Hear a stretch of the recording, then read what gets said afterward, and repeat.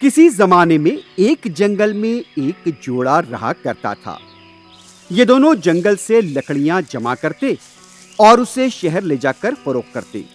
اسی طرح دونوں اپنا گزارا کر رہے تھے۔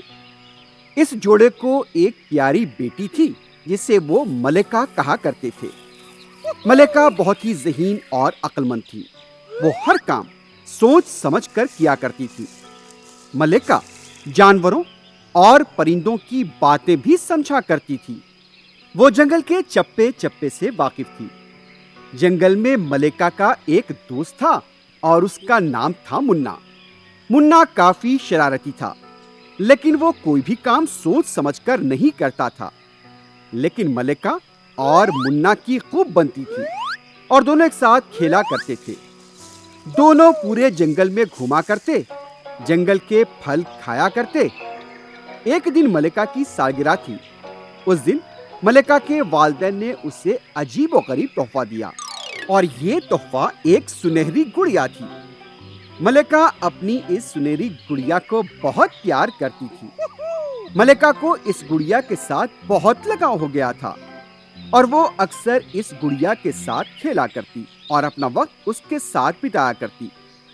ملکہ اسی جنگل میں رہنے والے ایک آدیواسی کو بہت پسند کیا کرتی تھی، لیکن یہ آدیواسی شخص عجیب و غریب طبیعت اور مزاج کا مالک تھا۔ اس آدیواسی شخص کو کئی منتر آتے تھے۔ ایک دن آدیواسی شخص نے ملکہ کو ایک لکڑی دی جس پر کانٹے لگے ہوئے تھے۔ اس نے ملکہ سے کہا، بیٹی، اسے تم اپنے پاس رکھو۔ یہ جادو کی لکڑی ہے۔ اس لکڑی کی مدد سے تم اپنے آپ کو مصیبت اور پریشانی سے بچا سکتی ہو۔ یہ کہنے کے بعد آدیواسی ملکہ کے پاس آیا اور اسے پیار سے کہنے لگا۔ وہ اسے بہت چاہتا تھا اور اس نے کہا، میری بیٹی، تم باسو والے غار میں کبھی مت جانا۔ وہاں پر تمہیں خطرے کا سامنا کرنا پڑ سکتا ہے۔ ایک دن ملکہ اپنی سنہری گڑیا کے ساتھ کھیل رہی تھی۔ اچانک منا ہانپتے ہانپتے وہاں پر اس کے پاس آ گیا۔ کیا ہوا منا؟ اتنا ایسا پریشان کیوں ہو؟ تمہارا شرٹ بھی خراب ہو گیا ہے۔ آخر ایسی کیا بات ہے جو اتنے پریشان نظر آ رہے ہو؟ ملکہ نے پوچھا۔ تب منا نے اپنی شرٹ کی جیب سے ایک سنہرا برتن نکالا اور اسے ملکہ کو بتانے لگا۔ اس برتن میں سونے کے کئی سکے تھے۔ سونے کے سکے دیکھ کر ملکہ نے پوچھا، منا، کیا کام کیا ہے تم نے؟ ہمارے پاس سنہری گڑیا ہے، تم پھر یہ کیوں لے آئے؟ ہم گڑیا کے ساتھ کھیل سکتے تھے نا۔ اس برتن کو لانے کی تمہیں کیا ضرورت تھی؟ اس برتن کو کیا تم نے اس غار سے اٹھا لایا ہے؟ اس غار میں رہنے والے بونوں نے شاید محنت کر کے ان سکوں کو کمایا ہوگا۔ تم نے ایسا کیوں کیا؟ آدیواسی ماموں نے مجھے اس کے بارے میں سب کچھ بتایا تھا۔ انہوں نے یہ بھی بتایا تھا کہ وہ بونے کافی خطرناک ہیں، وہ جادو کرنا بھی جانتے ہیں۔ یہ سن کر منا نے کہا، اسے میں نے بہت محنت سے کھوجا ہے۔ ان سکوں سے میں اور 10 گڑیوں کو خرید سکتا ہوں۔ میں آرام سے پورا شہر گھوم کر آؤں گا، سمجھے؟ منا کی تکبر بھری باتوں پر ملکہ نے کہا، بونے بہت ہی خطرناک ہیں، انہیں جادو بھی آتا ہے۔ یہاں سے تم فوری میرے ساتھ گھر چلو۔ اس پر منا نے ہنسا اور کہا، ملکہ، تم خامخواہ پریشان ہو، ایسا کچھ نہیں ہوگا، ہم یہیں پر کھیلیں گے۔ اس طرح دونوں وہیں کھڑے کھڑے سنہری گڑیا کے ساتھ کھیلنے لگے۔ لیکن اسی وقت قطار بنائے ہوئے بونے وہاں پہنچ گئے۔ بونوں کو دیکھ کر منا تو 9-2-11 ہو گیا۔ ادھر ملکہ بونوں کو دیکھ کر ڈر کر کانپنے لگی۔ لیکن اچانک ایک بونے نے ملکہ کی سنہری گڑیا کو دیکھا اور اسے جھٹ سے چھین لیا۔ دوسرے بونے نے ملکہ سے کہا، تمہارے دوست نے ہماری پیٹھ میں خنجر گھونپا ہے۔ ہم نے بہت محنت کے ساتھ وہ سکے کمائے تھے، اور تمہارا دوست اس کا سرقہ کر کے فرار ہو گیا۔ اس نے ہمیں کیا سمجھا ہے؟ ہم خاموش نہیں بیٹھیں گے۔ اس طرح بونے ملکہ کی سنہری گڑیا کو لے کر چلے گئے۔ ان بونوں کا قد صرف 1 فٹ تھا۔ لیکن ان کی داڑھی کی لمبائی 2 فٹ تھی۔ پورے بونے سبز رنگ کے کپڑے پہنے ہوئے تھے، جبکہ ان کی پگڑی کا رنگ لال تھا۔ ملکہ اداس تھی۔ وہ ایک جگہ پر کھڑے ہو کر سوچنے لگی۔ اسے دونوں طرف سے ڈر محسوس ہونے لگا۔ اس کی گڑیا بونے لے گئے تھے اور اس کی والدہ اب اس سے ضرور اس گڑیا کے بارے میں پوچھ سکتی تھی۔ ملکہ کو اس بات کا بھی ڈر تھا کہ کہیں منا پر بونوں نے کچھ جادو ٹونا تو نہیں کر دیا تھا۔ لیکن جب وہ منا کے گھر گئی تو اس کا شک یقین میں بدل گیا۔ منا زخموں سے چور تھا، وہ بستر پر پڑا ہوا تھا۔ ملکہ سمجھ گئی کہ یہ سب کچھ بونوں کا کیا دھرا ہے۔ ملکہ کو کچھ سمجھ میں نہیں آ رہا تھا کہ آخر کیا کرنا چاہیے۔ اپنے عزیز دوست منا کو بستر پر پڑا دیکھ کر ملکہ اداس ہو گئی۔ اس نے محسوس کیا کہ اس بارے میں بونوں سے بات کرنی چاہیے تاکہ اپنے دوست منا کو اس حالت سے باہر نکال سکے۔ وہ سوچ رہی تھی کہ اس کی سنہری گڑیا کو بھی بونوں سے واپس لینا چاہیے۔ ملکہ اب وہاں سے نکل کر جنگل کی طرف جانے والی تھی۔ ملکہ، اس وقت کہاں جا رہی ہو تم؟ ملکہ کی والدہ نے ڈانٹ کر پوچھا۔ والدہ کی ڈانٹ سن کر ملکہ باہر نہیں نکل پائی۔ ملکہ کے دوست منا کی حالت بہت نازک تھی۔ وہ اپنی آنکھیں بھی نہیں کھول پا رہا تھا۔ ملکہ کے والدین بھی منا کی عیادت کے لیے پہنچ گئے۔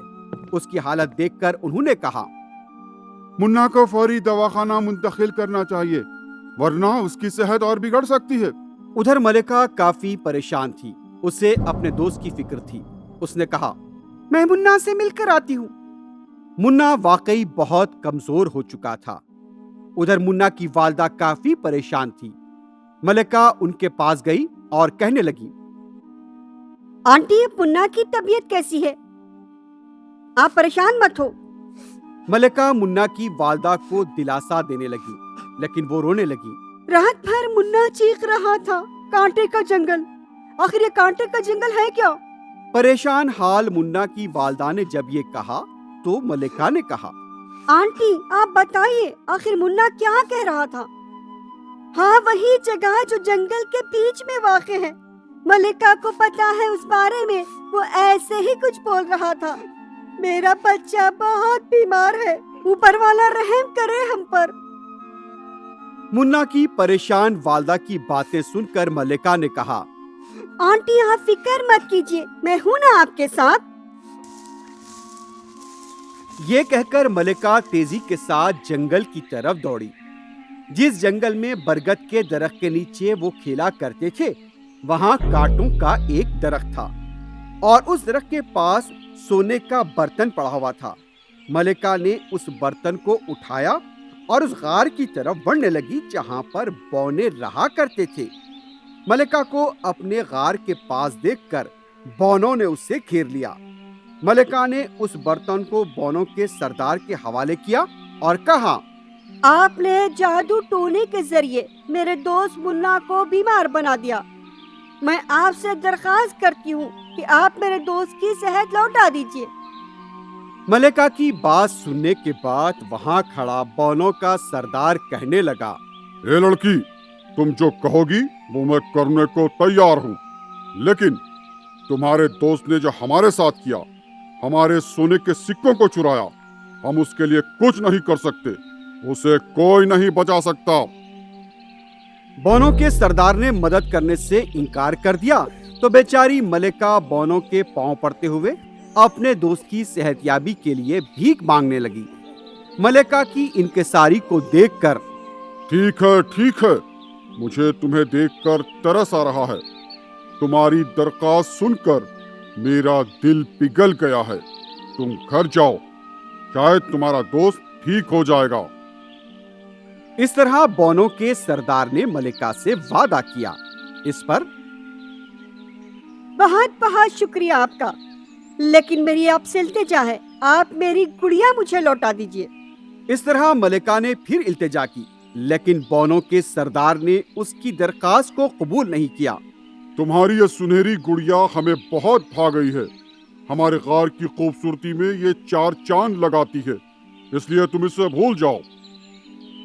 इस तरह बौनों के सरदार ने जवाब दिया। मलिका को काफी तकलीफ हुई क्योंकि उसे उसकी सुनहरी गुड़िया नहीं मिल पाई थी। वो सीधे मुन्ना के घर पहुंची। मुन्ना से उसकी सेहत के बारे में जानना चाहती थी। मलिका ने देखा कि मुन्ना सेहतयाब हो गया है। वो नीचे उतर आया। मुन्ना की सेहतयाबी पर मलिका ने सुकून की सांस ली। माँ जी, मेरी सेहतयाबी का सेहरा मलिका के सर जाता है। अगर मलिका ने मदद नहीं की होती तो मैं ठीक नहीं हो पाता। मुन्ना ने बहुत ही जज्बाती होकर कहा। यह सुनकर मुन्ना की वालदा ने मलिका को अपने सीने से लगा लिया और उसका शुक्रिया अदा करने लगी। इसके बाद मलिका अपने घर चली गई। घर में बैठकर वो अपनी सुनहरी गुड़िया को याद करके रोने लगी। मलिका ने अब ये इरादा कर लिया कि वो किसी भी तरह अपनी सुनहरी गुड़िया को हासिल करके रहेगी और अब वो उस गार की तरफ चल पड़ी। लेकिन साथ में वो कांटों वाली लकड़ी ले गई जो उसे आदिवासी मामू ने उसे दिया था। वो गार के करीब पहुंची। बौनों के सरदार ने उसे रोकते हुए कहा, क्यों आई हो यहाँ? मैंने तुम्हें मना किया था। बौनों के सरदार ने जब गुस्से से कहा तो मलिका पहले से परेशान थी। उसने फिर कहा, सरदार, मुझे अपनी सुनहरी गुड़िया से बहुत प्यार है। मेहरबानी करके आप उसे लौटा दीजिए। लेकिन सरदार को यह दरखास्त मंजूर नहीं थी। उसने गुस्से में मलिका से कहा, सब यहाँ और इसको बांध दो। सरदार ने दूसरे बौनों को हुक्म दिया। मलिका को यह महसूस होने लगा कि वो बहुत बड़ी मुसीबत में फंस चुकी है। मलिका ने फौरी मामू की दी हुई कांटों वाली लकड़ी निकाली और उससे बौनों पर हमला कर दिया। लकड़ी से निकली आग ने बौनों को जलाकर खाकिस्तर कर दिया। अपनी जादुई लकड़ी से मलिका ने तमाम बौनों को खत्म कर दिया। मलिका अपनी सुनहरी गुड़िया को हासिल कर चुकी थी। उसे एक बड़ी मुसीबत से नजात मिल चुकी थी। उसने बौनों को भी खत्म कर दिया था। मलिका अपने आदिवासी मामू का दिल ही दिल में शुक्रिया अदा करने लगी। अब मलिका और मुन्ना फिर से खुशी खुशी अपनी सुनहरी गुड़िया के साथ खेलने लगे। Hi kids! Hope you like the video.